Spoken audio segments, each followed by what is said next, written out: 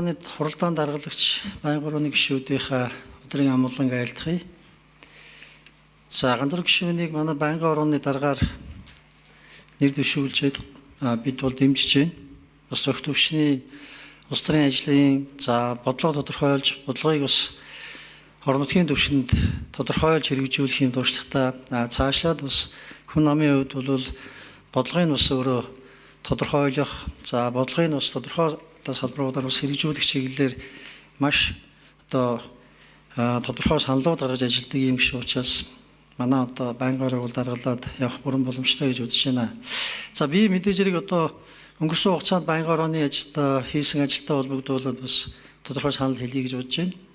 Нэгдүгээрт 2025 оны 11 сарын 25-ны өдөр манай Баян орооноос 2026 оныг боловсролын хөгжлийг дэмжигчил болгож байгаатай холбогдуулаад хэрэгжүүлэх үйл ажиллагааны чиглэлийг баталж гаргасан байгаа. За Наранбаяр сайд бас таны дэргэд сууж энэ ажлыг бас тодорхой түвшинд гардаж эхнээс нь хэрэгжүүлээд явж ирсэн ийм сайд.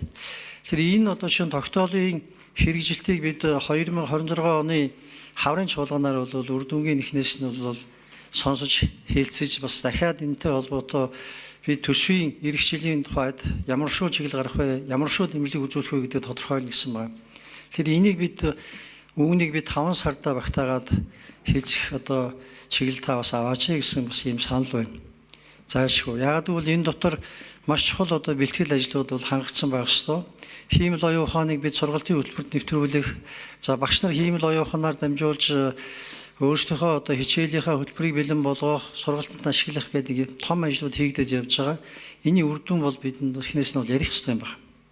Энийг ярьж ээж бид 2027 оны төсөв хэлцэхдээ энэ чиглэлээр бид ямар арга хэмжээ авах вэ гэдгийг бол бас тодорхойлж авах хэрэгтэй юм аа. Англи хэлтэй холбоотой бас гадаад хэлний сургалтын холбоотой бэлтгэл хангаж байгаа. Энэ чиглэлээр хийж байгаа ажил бий. Багш нарын мэргэжил дэвшүүлэх ажил бий. Үүнийг бид ярих ёстой. Ихтэй сургуулиуд дээр маш тухайсан чиглэлүүд гаргасан.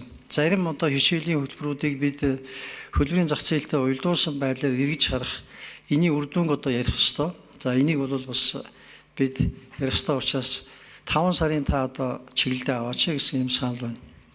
Хоёр дахь зүйл манай Баян орооны бүрэлдэхүүнд боловсрол шинжилгээ ухааны дэд хороо бий. Дэд хорооны гишүүд маань бас энд сууж байна. Иргэдэл гишүүн энд сууж байна.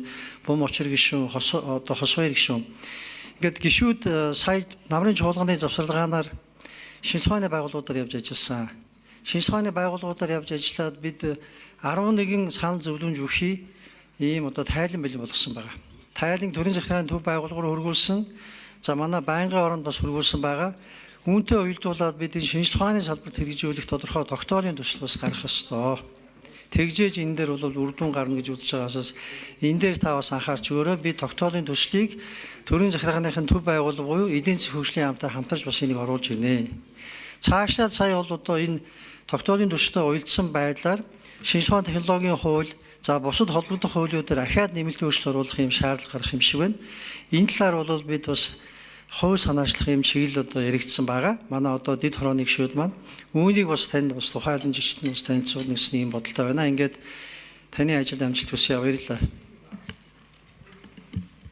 За баярлалаа. За хүний хөгжил, нийгмийн бодлогын Баян орооны дарга болон эрчим хүчний